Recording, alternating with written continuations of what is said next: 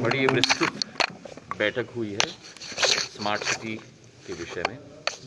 Smart city के मुख्य 7 अंक हैं, जहां एक तरफ बाड़े की सौंदर्यीकरण और जीर्णोद्धार, उसी के साथ सड़कों का पूरे शहर का नवीनीकरण नई टेक्नोलॉजी के साथ, तीसरा ऊर्जा की बचत के लिए नई योजनाओं की का ढेर, चौथा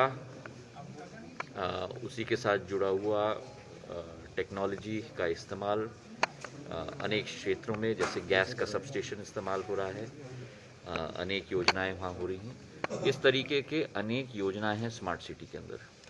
हर एक अंक का विश्लेषण हमने किया है। कार्य कहाँ समाप्त हो चुका है, कार्य कहाँ प्रगति पर है, टेंडर कहाँ अभी इश्यू किए जा रहे हैं, और मैंने बड़े स्पष्ट निर्देश दिए हैं कि 2 बातें।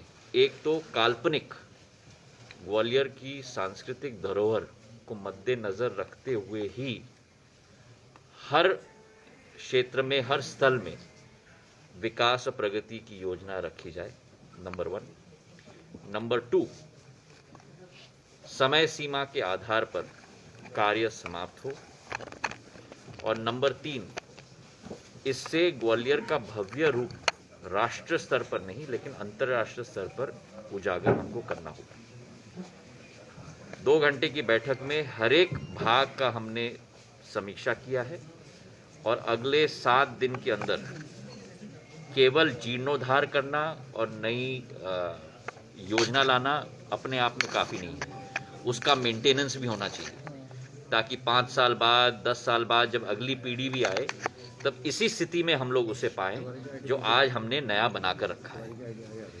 तो उसका पूरा मेंटेनेंस प्लान भी हर एक योजना के लिए, हर एक स्थल के लिए, और मेंटेनेंस का खर्चा कितना होगा, उस खर्चे की भरपाई कैसे होगी, रेवेन्यू जनरेशन का क्या मॉडल है हर एक भाग के लिए, उसकी भी पूर्ण एक रूपरेखा हम लोग बनाने जा रहे हैं।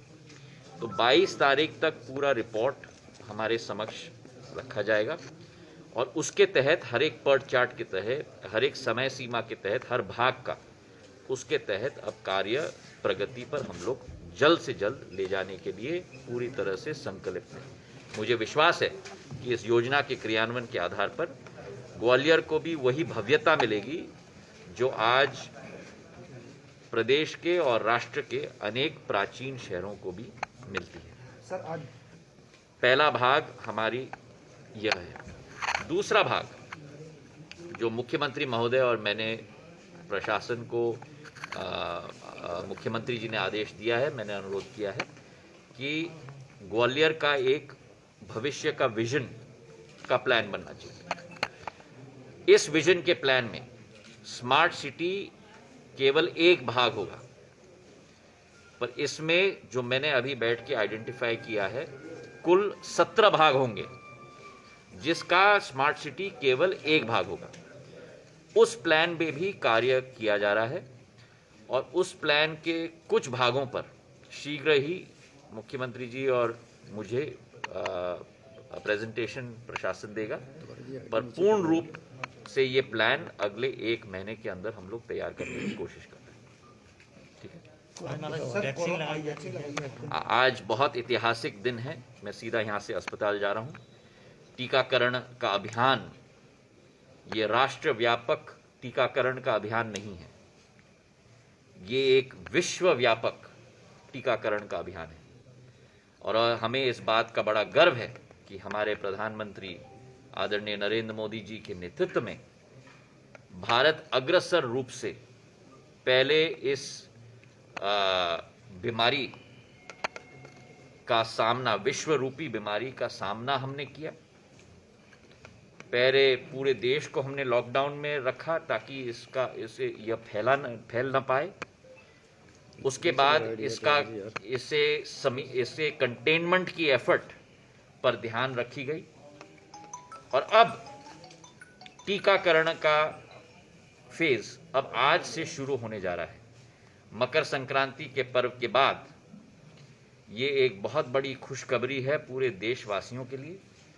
मैं दिल के गहराइयों से प्रधानमंत्री जी को उनके नेतृत्व के लिए बधाई एवं धन्यवाद देना चाहता हूं।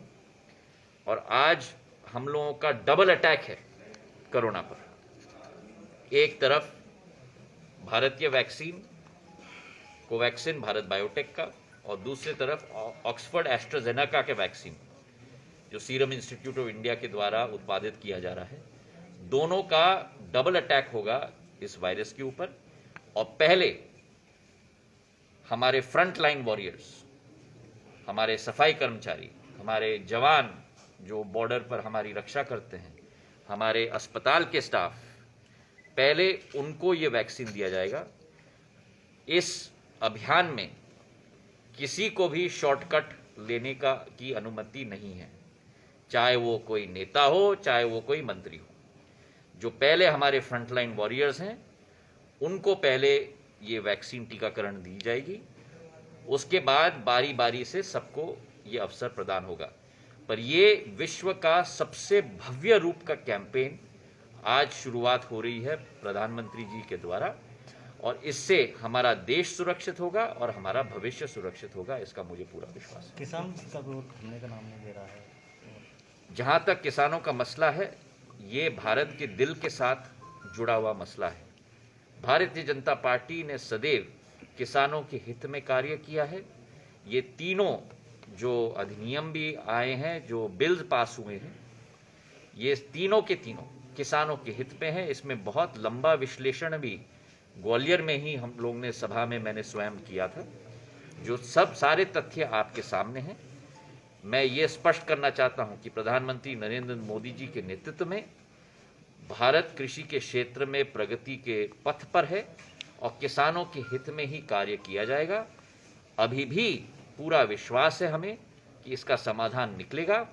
सर्वोच्च न्यायालय ने जो निर्णय लिया है, उस सर्वोच्च न्यायालय के सामने सिर झुकाकर हम लोग उसी का पालन करेंगे और उसी के तहत हम लोग आगे चलकर इसका समाधान हम निकालेंगे। पर एक संदेश मैं मध्य प्रदेश और भारत के किसानों को देना चाहता हूं कि भारतीय जनता पार्टी किसानों के हित की पार्टी है और किसानों के साथ कंधे से कंधे मिलाकर किसानों के ही लक्ष्य को आगे बढ़ाने का हम लोगों का संकल्प है। मुरैना में क्या थैंक यू।